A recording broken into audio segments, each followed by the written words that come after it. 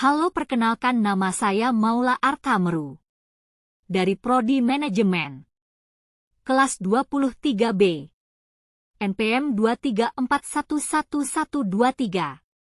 Saya akan menyampaikan sebuah materi tentang teori produksi dan kegiatan perusahaan dagang. Defini teori produksi. Teori produksi adalah kumpulan konsep ekonomi yang mempelajari hubungan antara input, faktor produksi seperti tenaga kerja, modal, dan tanah, dan output, hasil produksi berupa barang dan jasa, dalam suatu proses produksi.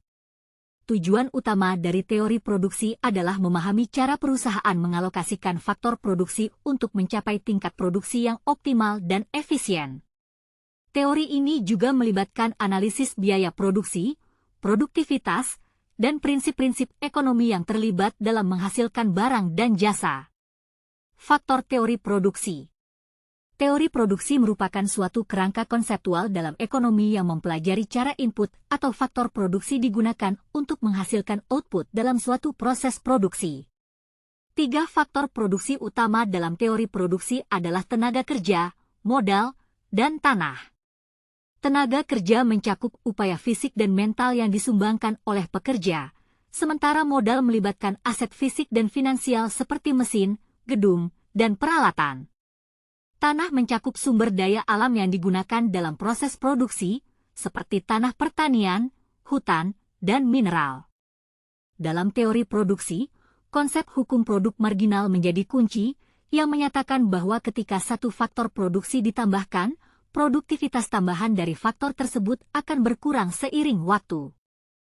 Pemahaman tentang hukum produk marginal memungkinkan produsen untuk mengoptimalkan penggunaan faktor produksi dan mencapai tingkat produksi yang paling efisien. Analisis biaya produksi juga menjadi aspek penting, yang mencakup biaya tetap dan biaya variabel yang terkait dengan proses produksi. Berikutnya ada defini perusahaan dagang. Kegiatan perusahaan merujuk pada serangkaian tindakan atau langkah yang dilakukan oleh suatu entitas bisnis untuk mencapai tujuan dan memenuhi kebutuhan pasar. Kegiatan ini mencakup berbagai aspek, mulai dari perencanaan strategis hingga pengelolaan sumber daya dan pemasaran produk atau layanan. Dengan kata lain, kegiatan perusahaan mencakup seluruh rentang aktivitas yang diperlukan untuk menghasilkan, memasarkan, dan menjual barang atau jasa guna memenuhi kebutuhan pelanggan. Langkah-langkah utama dalam kegiatan perusahaan melibatkan perencanaan, organisasi, pengadaan input, produksi, pemasaran, manajemen keuangan, serta evaluasi dan perbaikan.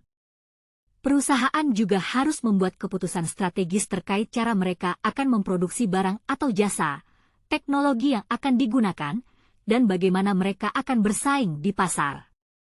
Dalam konteks ini, kegiatan perusahaan mencakup semua aspek operasional dan manajerial yang diperlukan untuk menjalankan entitas bisnis dan tetap berdaya saing di pasar yang dinamis. Langkah-langkah kegiatan perusahaan dagang. Langkah pertama dalam kegiatan perusahaan dagang adalah perencanaan yang cermat. Ini melibatkan identifikasi pasar sasaran, penetapan tujuan yang jelas, dan penyusunan strategi pemasaran. Dalam tahap ini, perusahaan perlu memahami kebutuhan konsumen dan tren pasar untuk dapat menghasilkan penawaran produk atau layanan yang relevan. Setelah perencanaan, organisasi perusahaan menjadi esensial. Pembentukan struktur organisasi yang efisien dan penugasan tanggung jawab yang tepat membantu dalam menjalankan operasi sehari-hari dengan lancar. Proses kerja yang baik juga diperlukan untuk memastikan efisiensi dan produktivitas. Langkah kedua terlibat dalam pengadaan input atau produk yang akan dijual. Ini mencakup pemilihan produk atau layanan yang akan ditawarkan, penentuan pemasok, dan manajemen rantai pasokan. Keputusan ini mempengaruhi kualitas dan ketersediaan produk yang ditawarkan kepada pelanggan.